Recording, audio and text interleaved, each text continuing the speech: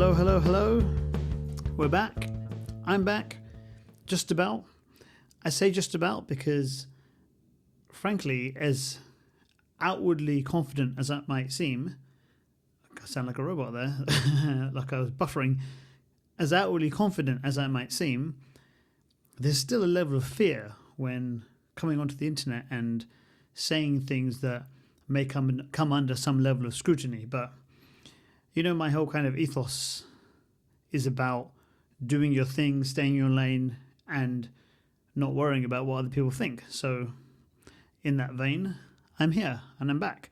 And today we're going to talk about value in the marketplace, a concept I came across many, many years ago. I'm not going to say how many, but many years ago when I started to listen to a guy called Jim Rohn, R-O-H-N, and he talked about your value in the marketplace and how you can affect that. So what do I mean by that?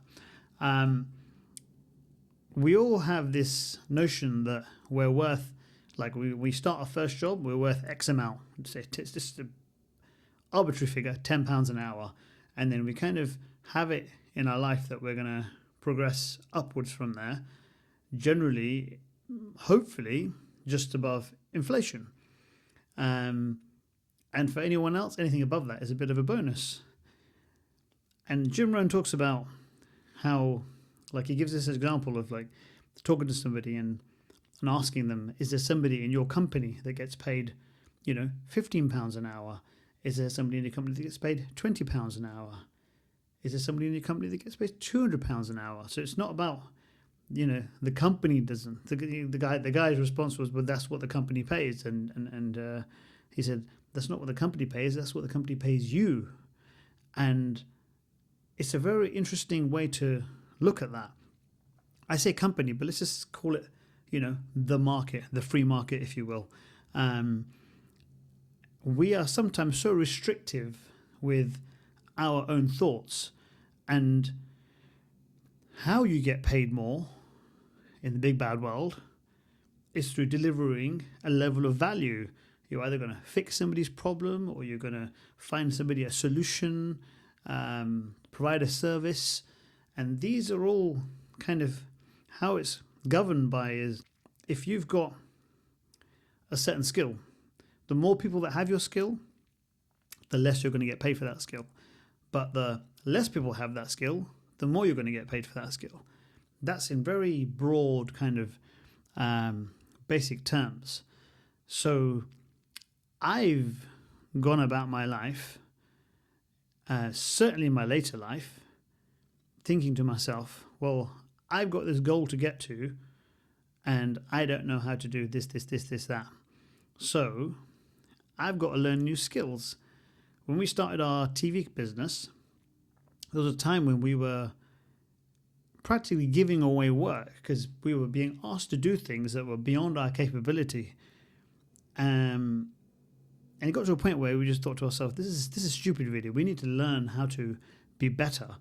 And we learned, new techniques with, say, measuring glass and, how the product is put together. Even this exercise here, I've learned in the last few weeks how to make some aesthetically good-looking content, by way of learning about lighting and learning about microphone sound and so on and so forth. It's not perfect by any means, but it's a damn sight better than it was a month ago. And I brought this into our work Instagram, video content and video content creation, and it's already getting a much more positive reaction from our followers. So this is just, it goes back to the point I'm making about value in the marketplace. You've got to learn new skills. You've got to constantly be thinking, how can I be better? It's not about chasing money. It's just about, for me, it's about, I want to be someone who knows how to do lots of things. But not lots of things badly, yeah? There's obviously my core things that I can do and I know I do well. But my kind of philosophy, is, if you will, is I want to be, and I'm a very practical person, so my skills are based around that.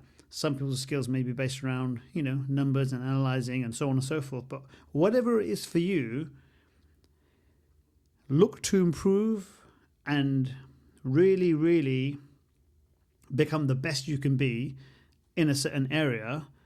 And the more you do this, you'll go down this rabbit hole thing seems to be a bit of a theme in my thoughts recently. But you'll go down a rabbit hole of becoming better in that arena, and you'll find that there'll be more opportunities for you by becoming better in that arena. I don't know how they'll show up or whether you'll go out and find them, but I guarantee you, don't be restricted by, your negative self-talk about yourself. I'm mega guilty of that, because I would think to myself, oh, I'm, in my 40s now, I'm approaching 50, I'm 47, I'm 48 this year. And I think to myself, I got another, fingers crossed, another 20, 30 years to go. And that pretty much is back to my teenage years if I go backwards. So I've got, since then to now, I've lived a very, very full life, and I've got the same from now. And hopefully the next 20, 30 years will be better than the previous. So don't let things like your age or where you are in your current situation, just look to improve in any arena, and I guarantee you, increment by increment by increment, you'll get better and better, you'll get more confident, and therefore you'll demand more of yourself. Isn't it funny when we're confident about certain things, we demand more of ourselves? And I remember, this is a perfect example. The other day I was looking through some old invoices, and I came across an invoice from 12 or 13, where we charged £100 to go and install a ladies' telly in Chelsea. £100, including VAT. So to the company, it would have been something like 85 quid. So that's for two people to drive into central London, deliver, install a product, pay for parking. I don't know if ULEZ was around in that area then, but nevertheless, and then drive back. And I took a screenshot of this and I sent this to Foray, and he started laughing. £100. I'm not going to tell you what we charge now, but it's significantly more, just because we value ourselves more. And that only happened because we became better at something. Whereas before we undervalued ourselves. And that's another thing you do as well. You tend to undervalue yourself when you lack confidence in a certain an area. And people will, believe you me, people will take advantage of that, massively. I don't want to say it's human nature, because I generally like to believe that people are nice and people are kind, but there are people that will just basically take the piss. So don't let that happen. We're not we're not trees. We can move, and we can do things, and we can change things. So don't be like me, because I'm still like this to a point sometimes, but it's just more about being aware.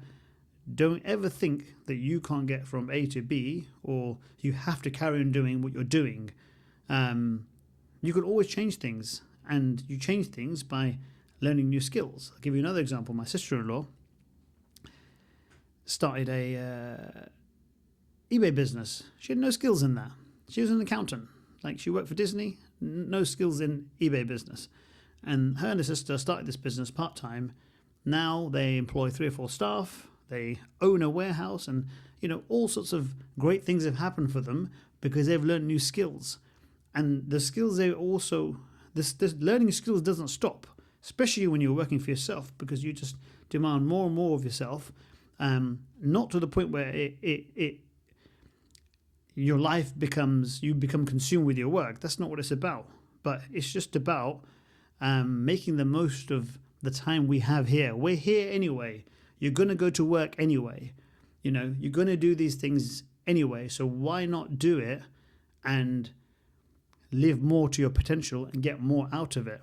And also, in return, give more, because you can only get more if you're giving more. Does that make sense? Sounds really cheesy, but that's just the way it is. So, in summary, think about what you offer to the marketplace.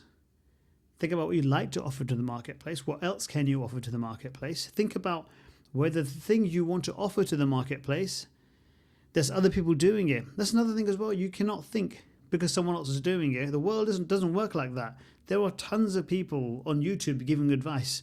I have watched countless videos about lighting and microphones and cameras and all sorts of things. And all those people are fantastic. You know, there's how many supermarkets are there in any country or any city? Like, it doesn't mean there has to be just one thing. So if somebody else is doing what you want to do and they're doing it well, that's proof that it can be done. Even if you did something and you were like, say, 60% as good as they were, 50%, you're always going to get better the more you do something. So don't believe that just because someone else is doing it, you can't do it. In fact, it's the opposite. It's proof that you can. And I think that's pretty much all I got to say on this video. I hope my videos will get more and more structured over time. So apologies if you're watching this. This is only my actual third video going on YouTube, but I hope in some way, shape or form, this style of like one take, just going for it, works for you. And again, if you have any criticisms, have any feedback on what I've spoken about, feel free to leave me a comment. I'm not going to ask people to subscribe. Like, if you want to, great. If you don't, this is the way we run our business. You know, we're not into cajoling people into doing things that they don't want to do. I'm the same. Like, I'm like that on YouTube as well. I subscribe to some people, and it takes me a while. It's kind of like a trust thing. You know, I watch a few of their videos, and I think, you know what? Yeah, I like this. I want to subscribe. So, you know, do what you want. I'm not doing this to gain.